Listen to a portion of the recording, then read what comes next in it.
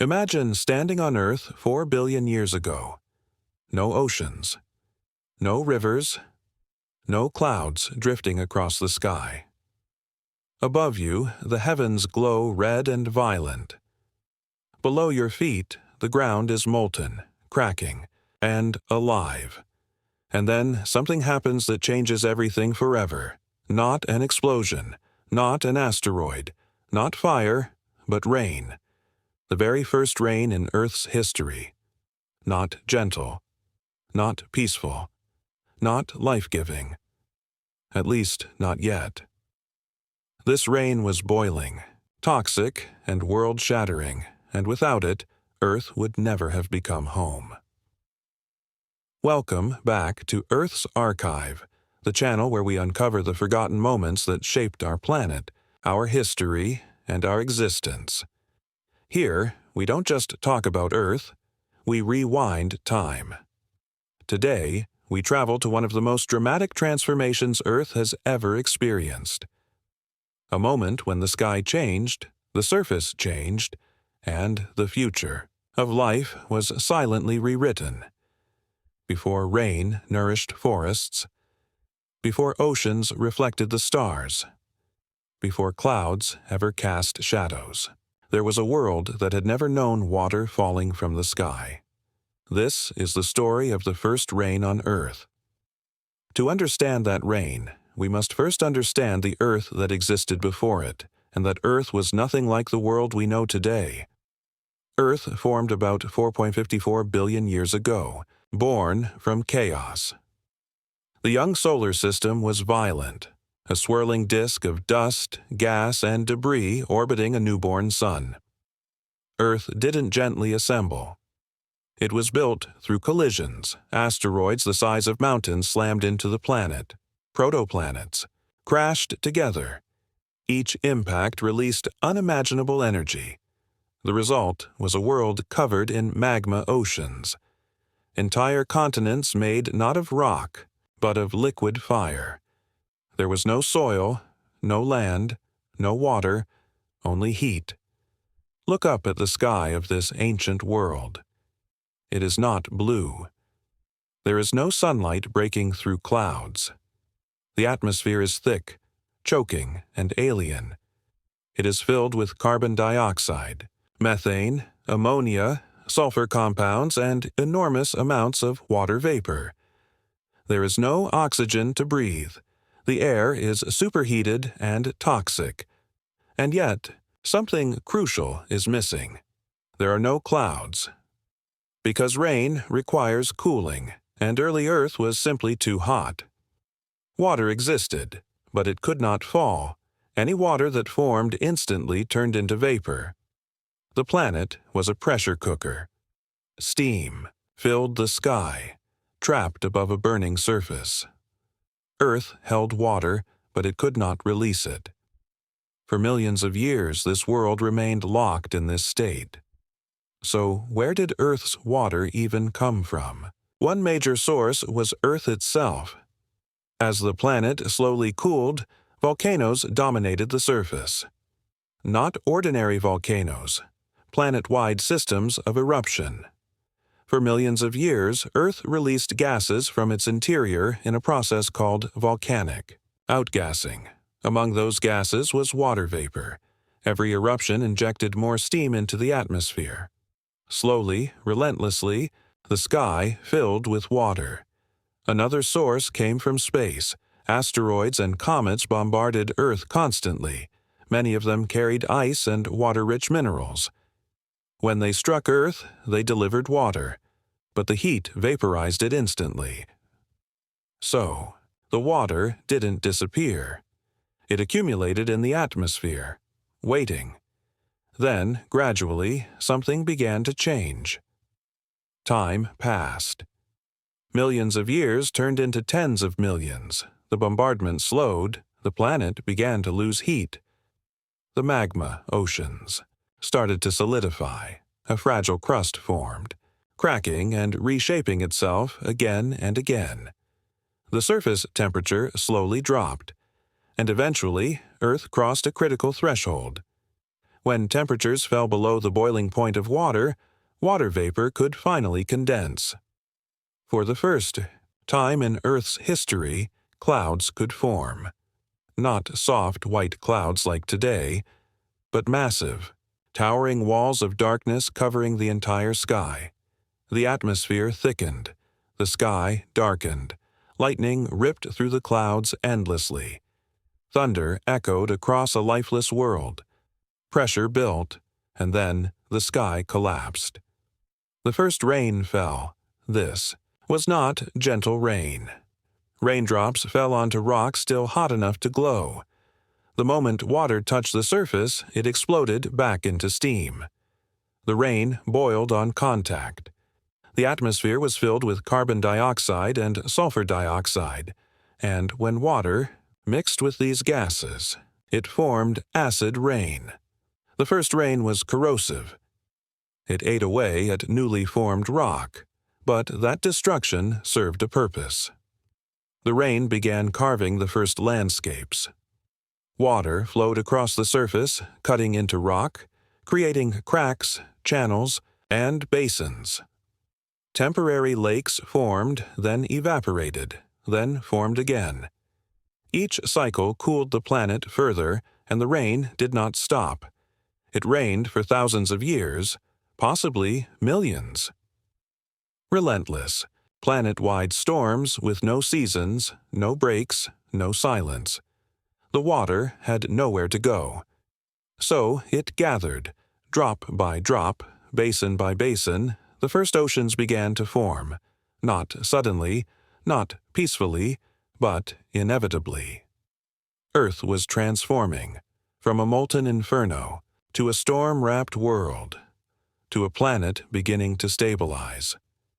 The first rain was violent, but it was necessary. Without it, there would be no oceans, no stable climate, no life. The rain did not stop. That is the most important thing to understand. The first rain was not a storm that passed. It was not a season. It was not an event remembered and then gone. It became the new reality of Earth. For thousands of years, then tens of thousands, then hundreds of thousands, the sky poured water without mercy. Imagine standing on this newborn planet as the rain continues day after day, century after century. The ground beneath you never truly dries. Steam constantly rises from the surface as boiling water collides with hot rock. The air is thick with mist, acid, and ash. Lightning never sleeps. Thunder rolls endlessly across a world with no ears to hear it. This was Earth's age of endless storms.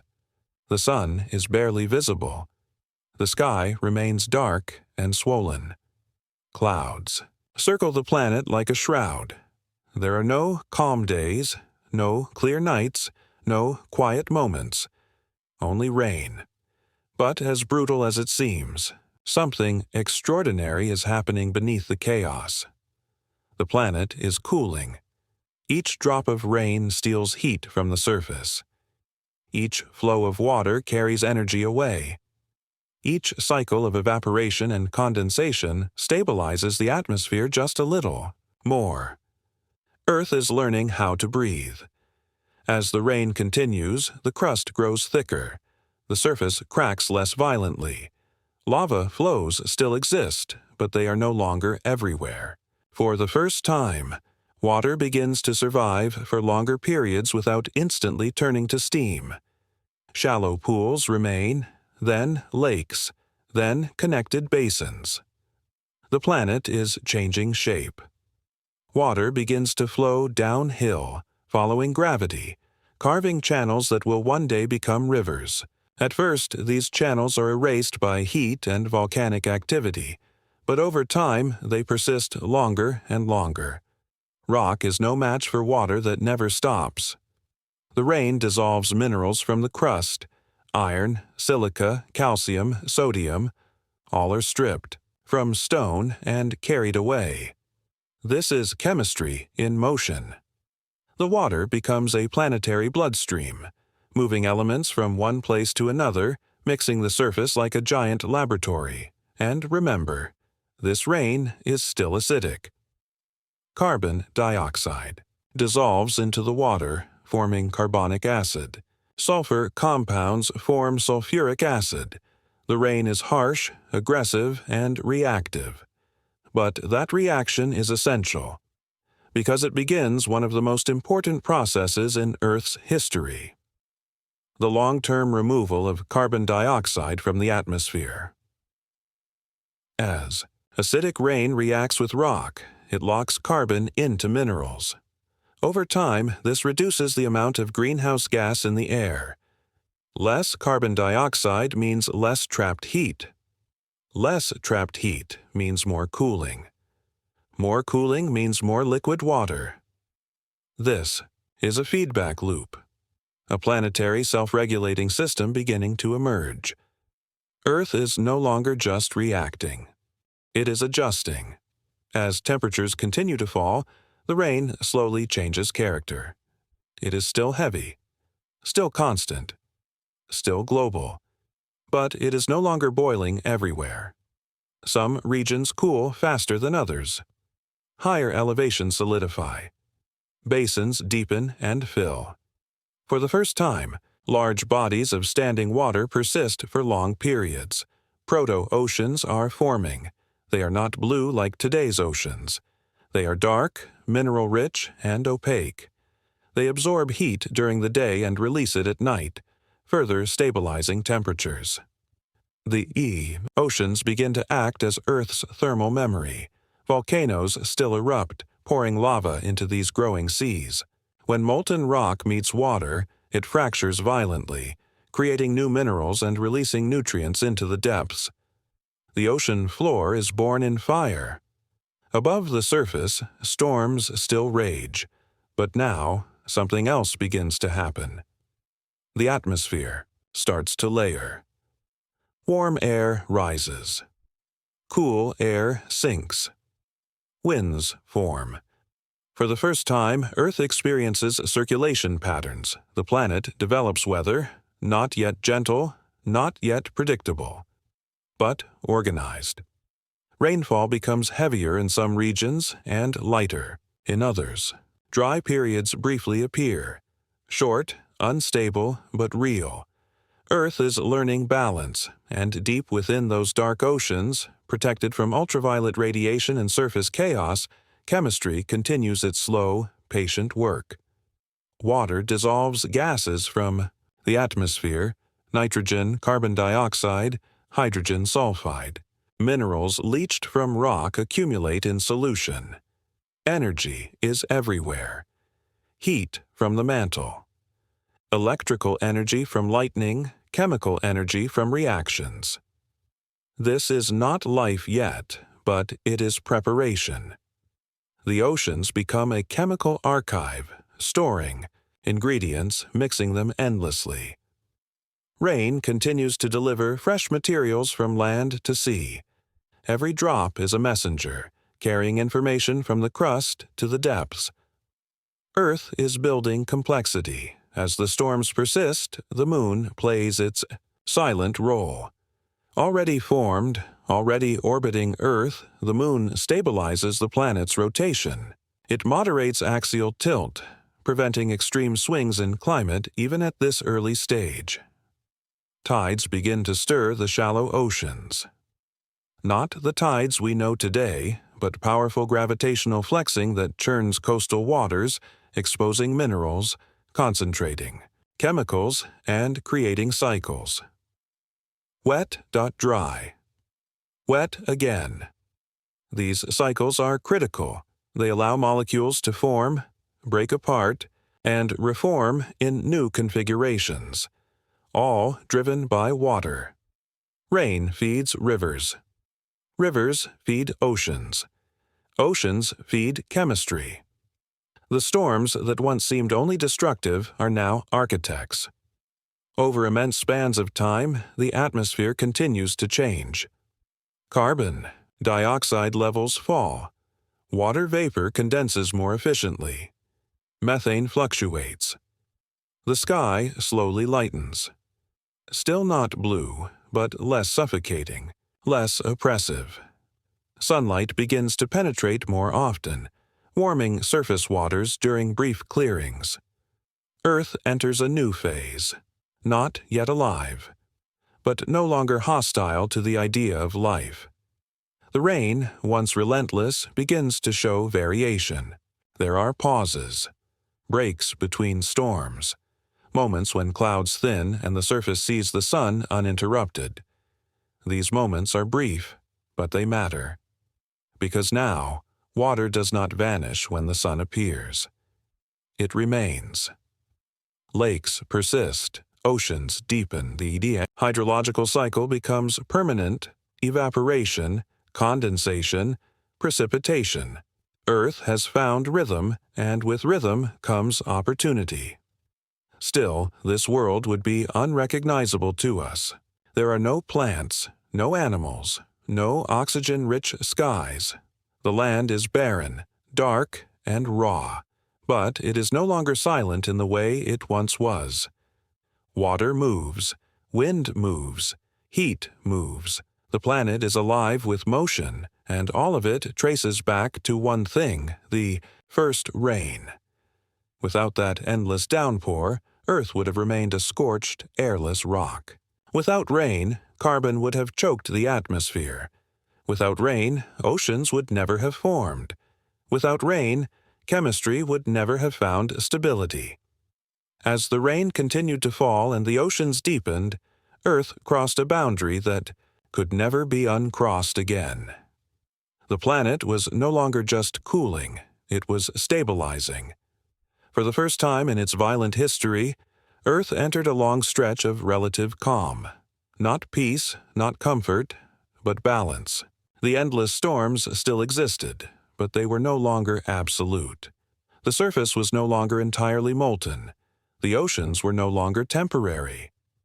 Water had claimed the planet, and with that claim came something far more important than rain, rivers, or seas. Time. Time for chemistry to slow down. Time for patterns to repeat. Time for complexity to build instead of collapse. Deep beneath the stormy skies in oceans that never saw sunlight, the real transformation began. These early oceans were nothing like the blue waters we know today. They were dark, heavy, and rich with dissolved minerals. Iron stained the water green and black. Sulfur gave it a sharp, metallic bitterness. Heat rose from cracks in the seafloor where magma still pushed upward from below. These places, deep-sea vents, volcanic fractures, warm mineral pools, became Earth's most important laboratories. Water circulated through hot rock, picking up chemicals, carrying energy, and releasing it again. Molecules collided, broke apart, reformed, and collided again. Again, and again, and again. Not randomly, but guided by physics and chemistry. Rain played a critical role in all of this. Every storm washed fresh minerals from land into the sea. Every river delivered new ingredients. Every tide stirred shallow waters, concentrating chemicals along coastlines and evaporating pools. Wet, dry. Wet again. These cycles mattered more than anything else, because complexity requires repetition. Over immense stretches of time, simple molecules began assembling into more complex ones. Amino acids formed, lipids gathered, simple organic chains appeared. Fragile, temporary, but real. None of this happened quickly. None of it was guaranteed. Most combinations failed. But Earth had something rare. It had patience and it had water. Rain ensured that nothing stayed isolated. Everything mixed. Everything interacted. The planet became a continuous experiment running for millions of years without interruption. Slowly, quietly, chemistry crossed another invisible threshold. Some molecular systems began to persist longer than others. Some combinations resisted breaking apart. Some structures accidentally protected themselves. This was not life yet, but it was no longer just chemistry. It was pre-life, and none of it could exist without stable oceans, and those oceans could not exist without the first rain. Above the surface, the atmosphere continued to change. Carbon dioxide levels dropped further as rain locked carbon into rock and sediments. Methane fluctuated. Water vapor became regulated by temperature rather than chaos. The sky lightened. For the first time, Earth began to resemble a planet instead of a furnace. Sunlight penetrated the upper layers of the ocean. Shallow waters warmed during the day and cooled at night. Energy gradients formed, perfect conditions for further complexity. Tides, driven by the moon, continued to stir coastlines, creating endless zones of interaction between land, water, and air. Earth had become dynamic in a new way, no longer just violent, but productive. And then, somewhere in those ancient waters, something extraordinary happened. A system formed that could make imperfect copies of itself. Not alive in the way we think of life today, but capable of persistence, variation, and change. The line between non-life and life blurred. And once crossed, it could never be uncrossed again. From that moment forward, Earth was no longer just a planet. It was a living world in the making. Rain continued to fall, now gentler in some regions, heavier in others. Seasons slowly emerged. Climate. Zones began to differentiate. The hydrological cycle settled into the rhythm we still recognize today. Evaporation, condensation, precipitation. The same cycle that began with boiling acid rain would one day nourish forests, carve mountains, and sustain civilizations. All of it traces back to that first moment when the sky finally cooled enough to let water fall. The first rain did not create life directly, but it made life possible. It cooled the surface. It formed the oceans. It reshaped the atmosphere. It powered chemistry. It gave Earth time. Without rain, Earth would have remained a suffocating, carbon-choked world like Venus. Without rain, oceans would never have stabilized. Without rain, chemistry would never have crossed into biology. Rain was Earth's turning point, and here's the most incredible part.